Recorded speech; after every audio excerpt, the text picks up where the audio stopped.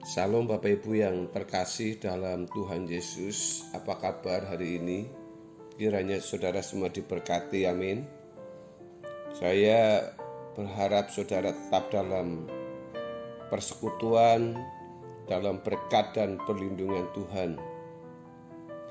Bapak Ibu Saudara yang dikasihi oleh Tuhan Yesus, kita hari ini akan berbicara di dalam Yohanes pasal 17 ayat yang ke-21, di mana saya mengambil tema tentang bejana Tuhan. Satu pernyataan Tuhan Yesus dalam doanya kepada Bapa yang di surga. Di dalam Yohanes pasal 17 ayat yang ke-21 mengatakan, supaya mereka semua menjadi satu, sama seperti Engkau, ya Bapa, di dalam aku dan aku di dalam Engkau, agar mereka juga di dalam kita, supaya dunia percaya bahwa Engkaulah yang telah mengutus aku. Perhatikan pernyataan dari supaya mereka menjadi satu. Ini bukan berarti dalam satu organisasi. Supaya mereka menjadi satu itu bukan berarti harus satu denominasi, melainkan satu dalam gairah, satu dalam hasrat, satu dalam spirit, tentu satu dalam standar kekudusan atau kesucian, juga satu di dalam tujuan. Dan kalimat yang luar biasa adalah sama seperti Engkau ya Bapa, di dalam aku dan aku di dalam Engkau, agar mereka juga di dalam kita. Saudara, pasti semua gereja mengklaim dirinya adalah gereja yang paling baik dan paling benar. Tetapi sesungguhnya gereja yang benar adalah mereka yang ada di dalam persekutuan dengan Bapa dan Tuhan Yesus. Mereka ini tidak harus dalam satu denominasi. Jadi jangan sombong atau bangga atas suatu denominasi di mana gereja kita bernaung. Tetapi yang penting adalah orang-orang yang satu dalam gairah, satu spirit, satu dalam tujuan, satu dalam standar kekudusan, dan satu dalam perjuangan dalam pemberitaan Injil. Walaupun berbeda denominasi, berbeda organisasi, tidak menjadi masalah. Tetapi yang penting semua ada dalam hadirat Allah sebagai anak-anak Bapa dengan standar kesucian yang sama, dengan gairah yang juga ada di dalam diri Putra Tunggalnya, Tuhan Yesus Kristus. Di sini kita menjadi bagian dari keluarga kerajaan Allah, supaya orang percaya juga ada di dalam Bapa dan Tuhan Yesus. Ini luar biasa. Ini yang dalam bahasa Jawanya disebut manunggaling kawula Gusti. Apa itu saudara? Mungkin yang dari luar Jawa ingin tahu tentang kata ini. Manunggaling kawula Gusti artinya menyatunya umat. Kawulo itu umat, yaitu jemaat atau hamba.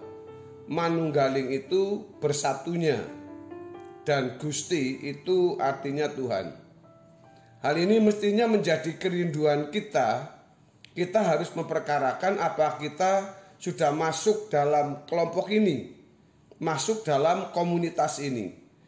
Karenanya kita harus benar-benar ngotot menjadi bagian anggota keluarga kerajaan. Saudara, perlu kita mengambil waktu sejenak dan merenungkan secara mendalam seandainya dalam kenyataan hidup ini tidak pernah ada kata kita.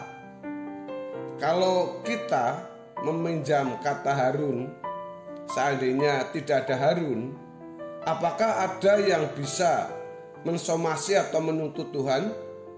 Seandainya Harun tidak ada hal yang terkait dengan Harun. Jadi sebenarnya Harun ini tidak ada artinya sama sekali kalau dibuat tidak ada. Jika Allah yang mengadakan, maka Allah yang berhak atas hidup orang tersebut, bukan orang itu yang berhak atas dirinya sendiri. Allah yang memiliki hidup dan yang mempercayakannya kepada kita supaya kita menjalani hidup ini untuk maksud, kehendak, dan selera Allah sepenuhnya. Sehingga mestinya hidup kita ini menjadi bejana di mana perasaan Allah dicurahkan, dan hidup kita ini menjadi peraga dari apapun yang Allah ingin supaya dilakukan. Ini keindahan hidup lebih dari segala keindahan. Inilah hidup yang proporsional. Jika demikian, maka kita patut, kita layak, kita pantas menjadi orang-orang yang tinggal di dalam Bapa dan Tuhan Yesus. Dengan demikian, kita hidup hanya untuk melakukan apa yang diingini oleh Bapa di surga. Masalahnya, kita ini sudah hidup dalam kebiasaan suka-suka sendiri sejak kanak-kanak, remaja, pemuda, bagi yang sudah tua, dewasa muda, dan sekarang dan tua, saudara. Irama hidup suka-suka sendiri ini karena sudah ada banyak input di dalam jiwa kita dan ada api, yaitu nafsu di dalam daging kita. Ini benar-benar mengerikan, saudaraku. Tetapi kalau kita masih bisa mendengar firman ini, kebenaran ini, kita mau menyangkal diri, kita mau belajar bahwa hidup ini hanya untuk melakukan apa yang Bapa kehendaki. Pikirannya menjadi pikiran Bapa di pikiran kita, artinya apa yang Dia pikirkan.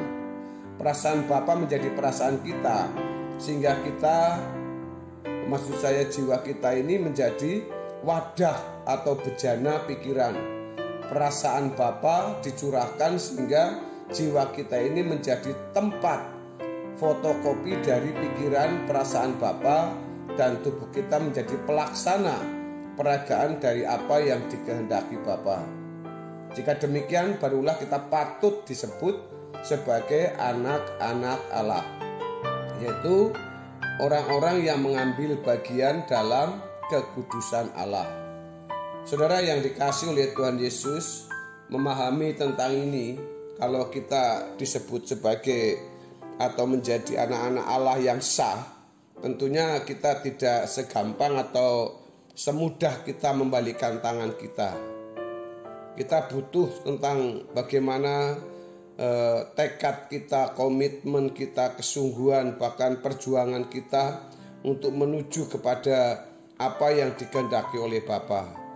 Itulah sebabnya dalam Ibrani pasal 12 ini juga mengatakan ayat 9 dan 10. Selanjutnya, dari ayah kita yang sebenarnya kita beroleh ganjaran dan mereka kita hormati. Kalau demikian, bukankah kita harus lebih taat kepada Bapa segala roh supaya kita boleh hidup? Sebab mereka mendidik kita dalam waktu yang pendek sesuai dengan apa yang mereka anggap baik, tetapi Dia menghajar kita, yaitu Tuhan, Dia ini untuk kebaikan kita supaya kita beroleh bagian dalam kekudusannya. Bapak Ibu, kalau orang tua kita mengajar kita, mendidik kita, tujuannya adalah supaya kita menjadi orang baik, orang benar, orang yang berprestasi, tapi itu terbatas. Tapi kalau Bapa kita yang di surga mengajar kita, itu bukan waktu yang pendek, tapi mengajar kita itu dalam tujuan untuk kebaikan. Dan akhirnya setiap ajaran Tuhan atau didikan Tuhan itu kepada kita supaya kita beroleh bagian dalam kekudusannya. Otomatis, saudara, kalau kita hidup dalam kekudusan Tuhan, berarti itu memiliki nilai kekekalan, nilai yang abadi, di mana kita berhak untuk memanggil Allah itu Bapa, dan kita bisa menjadi anggota keluarga Bapa, yaitu di kerajaannya surga. Kalau Bapa di dunia ini mendidik anak-anaknya dalam waktu yang pendek sesuai dengan apa yang mereka pandang baik, Bapa di surga mendidik kita sepanjang hidup kita supaya kita mengambil bagian dalam kekudusannya, supaya kita boleh hidup dan mengambil bagian dalam kekudusannya. Dan saudara perlu mengetahui tentang hidup di sini, artinya hidup bukan hanya sekedar hidup seperti robot, seperti tumbuh-tumbuhan, tapi hidup yang memiliki standar yang bertujuan, yaitu supaya Bapa berkenan atau sesuai dengan standar yang Bapa kehendaki. Apa standar yang Bapa kehendaki, saudara? Yaitu supaya kita semua yang dikuduskan bisa menjadi alat peraganya Tuhan, sehingga kita mengenali diri kita ini benar-benar menjadi wajah Tuhan, pikiran Tuhan, dan perasaan Tuhan. Bapak Ibu, kiranya hari ini kebenaran ini mengingatkan kita, mari kita bersama-sama terus berjuang dalam kesucian Tuhan, kesucian hidup kita, supaya kita hidup dalam kekudusan Tuhan. Kiranya kebenaran ini memberkati kita. Tuhan Yesus memberkati. Haleluya. Amin.